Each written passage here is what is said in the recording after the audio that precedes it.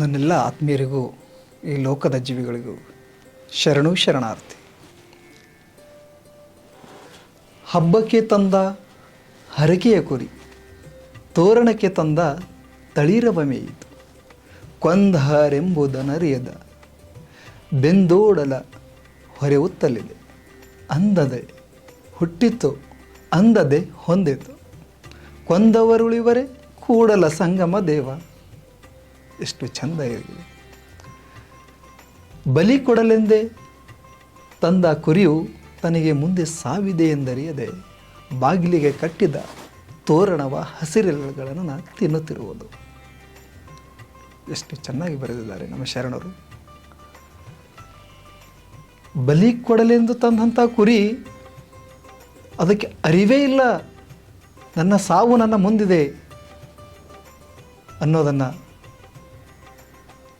ಎಷ್ಟು ವಿಚಿತ್ರ. ಈ ಮನುಷ್ಯನಿಗೂ ಅಷ್ಟೇ ಸಹ ತನ್ನ ಸಾವು ಇದೆ ಅಂತ ಅರಿತಿದ್ರೂ ಸಹ ಕೆಲವೊಂದು ಕಾರ್ಯಗಳನ್ನು ಮಾಡ್ತಾನೆ ಇರ್ತಾನೆ. ಬಲಿ ಕೊಡಲೆಂದು ತಂದ ಕುರಿಯು ತನಗೆ ಮುಂದೆ ಸಾವಿದೆ ಎಂದರಿಯದೆ ಬಾಗಿಲಿಗೆ ಕಟ್ಟಿದ ತೋರಣವ ಹಸಿಲೆರೆಗಳನ್ನು ತಿನ್ನುತ್ತಿರುವಂತಹ ದೃಶ್ಯ. ತನ್ನೆದುರಲ್ಲಿ ತನ್ನ ಕೊರಳನ್ನು ಕತ್ತರಿಸಲು ಕತ್ತಿ ಮಸೆಯುತ್ತಿರುವ ಓರು ಎಂಬ ಅರಿವು ಅದಕ್ಕಿಲ್ಲ. ನಮಗೆ ಗೊತ್ತೇ ಇರೋದಿಲ್ಲ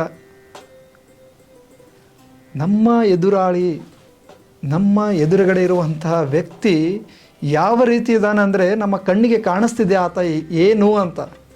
ಅಂದರೂ ಸಹ ನಾವು ಅದನ್ನು ಅರಿತುಕೊಳ್ಳಲಾರದೇ ಆ ವ್ಯಕ್ತಿಯನ್ನು ನಂಬುವಂಥದ್ದು, ಆ ವ್ಯಕ್ತಿಯನ್ನು ನಂಬಿ ಮೋಸ ಹೋಗುವಂಥದ್ದು. ಈ ಮಾನವನಾದರೂ ಬಲಿ ಕುರಿಯಂತೆ, ನೋಡಿ ಎಷ್ಟು ಚೆನ್ನಾಗಿ ಹೇಳ್ತಾರೆ, ಈ ಮಾನವ ಸಹ ಬಲಿ ಕುರಿಯಂತೆ ಆಗ್ತಾರೆ ಕೆಲವರ ಮಧ್ಯದಲ್ಲಿ. ಸಾವು ಈಗಲೋ ಆಗಲೋ ಬರಲು ಸಿದ್ಧವಾಗಿದ್ದರೂ ಸಹ ಈ ಸುಖಕ್ಕೆ ಬೇಕಾಗಿರುವಂತಹ ಚಟುವಟಿಕೆಗಳೇನಿದಾವ ಅವು ಹೀನ ಕಾರ್ಯಗಳನ್ನಾಗಿ ಮಾಡ್ತಾ ಇದ್ದಾರೆ. ಹೌದು. ಹಾಗಾಗಿ ಈ ಒಂದು ವಚನ ಕೂಡಲ ಸಂಗಮ ದೇವ ಅಂತಕ್ಕಂಥ ಅಂಕಿತ ನಾಮ ಉಳ್ಳಂಥ ವಿಶ್ವಗುರು ಬಸವಣ್ಣನವರು ಬರೆದಿರುವಂಥದ್ದು.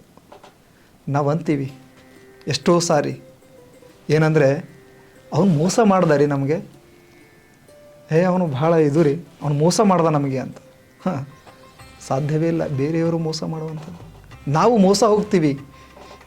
ಯಾವಾಗ ನಾವು ಮೋಸ ಹೋಗ್ತೀವಿ, ಅವರು ಯಾವಾಗ ನಮ್ಮನ್ನು ಮೋಸ ಮಾಡ್ತಾರೆ ಅಂದರೆ ಆ ವಿಷಯದ ಬಗ್ಗೆ, ಆ ವಸ್ತುವಿನ ಬಗ್ಗೆ ನಮಗೆ ಅದರ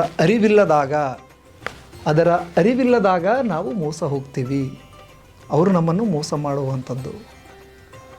ಹಾಗಾಗಿ ಯಾವುದು ಹರಕೆಗೆ ತಂದಿರುವಂಥದ್ದು ಅಂದರೆ ನಮ್ಮ ಎದುರುಗಡೆ ಯಾವ ವ್ಯಕ್ತಿ ಏನು ಮಾಡ್ತಾ ಇದ್ದಾನೆ, ಏನು ಮಾಡಬಲ್ಲನು ಅನ್ನೋದನ್ನು ನಾವು ಅರಿತುಕೊಳ್ಳಬೇಕು.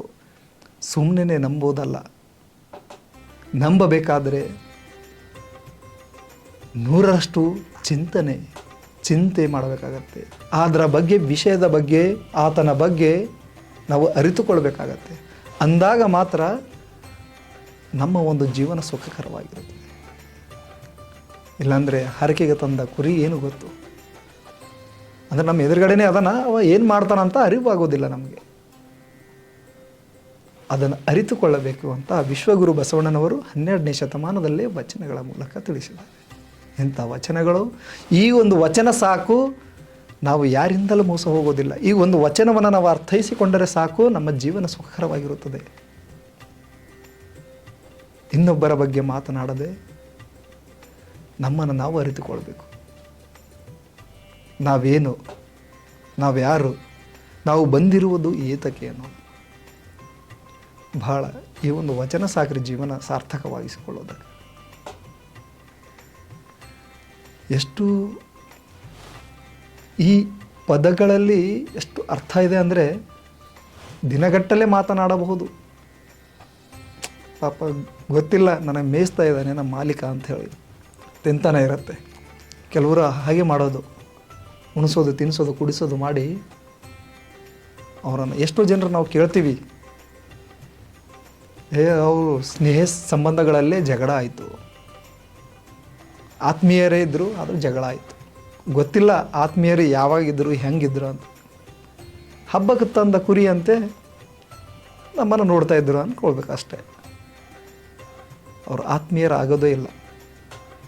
ಅವರಲ್ಲಿರುವ ಕಿಚ್ಚು, ಅವರಲ್ಲಿರುವ ಅಹಂಕಾರ, ಆ ಬುದ್ಧಿಮಟ್ಟ ಏನು ಕೀಳರಿಮೆಯಾಗಿ ಆಗಿರುತ್ತೋ ಅವರು ಸಹ ಅಷ್ಟೇ ಆಗಿರ್ತಾರೆ. ಅಂತಹ ವ್ಯಕ್ತಿಗಳನ್ನು ನಂಬಲ್ಲಬೇಡಿ ಎಂದು ಹೇಳುತ್ತಾ ಇಂದಿಗೆ ಶರಣಾರ್ಥಿ.